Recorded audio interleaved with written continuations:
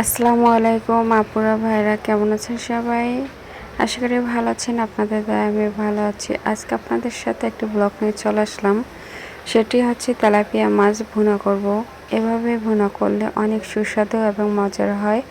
তো আমি হলুদ মরিচ মেখে তেলে ভেজে নিচ্ছিলাম মাছটা।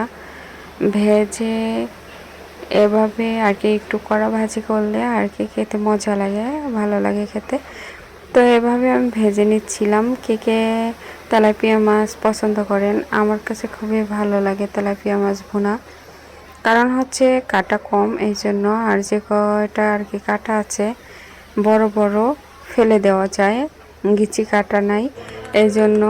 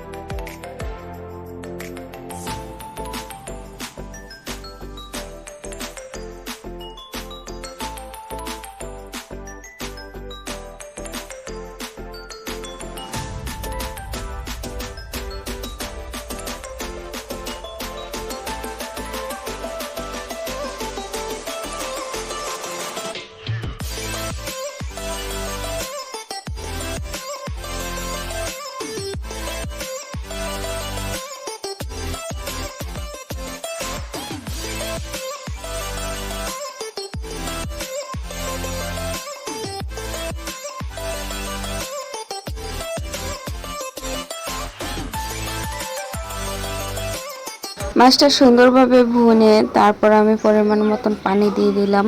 তো এখন এটা ভাজা ভাজা করে নেব। ভাজা ভাজা করলে সাথে ডালও ছিল, ভর্তা ছিল। এভাবে কিন্তু খুবই ভালো লাগে। এইরকম মাছ ভাজি থাকলে সাথে ডাল থাকলে অনেক ভালো লাগে খেতে। আপুরা ভাইয়ারা স্কিপ না করে ফুল ভিডিও দেখে একটা কমেন্ট করে যাবেন। আপনাদের পেজে আমি চলে যাব। আর নতুন হয়ে থাকলে আমার পেজটা ফলো করে যাবেন। ইউটিউব হয়ে থাকলে চ্যানেলটা সাবস্ক্রাইব করে যাবেন। এই যে মাছটা হয়ে গেছে, অনেক সুন্দর কিন্তু একদম ভাজা ভাজা, কালারটা কিন্তু ওয়াও, খেতে তো অসাধারণ হয়েছে। আমার কাছে অনেক ভালো লেগেছিল। তো আপনারা ট্রাই করে খেয়ে দেখতে পারেন। আর সাথে ছিল করলা ভাজি। এই করলা ভাজিটাও কিন্তু অনেক মজার হয়েছিল বন্ধুরা। আমি আপনাদের সাথে ভাজিটা সব কিছু শেয়ার করলাম না, অল্প একটু দেখাচ্ছিলাম।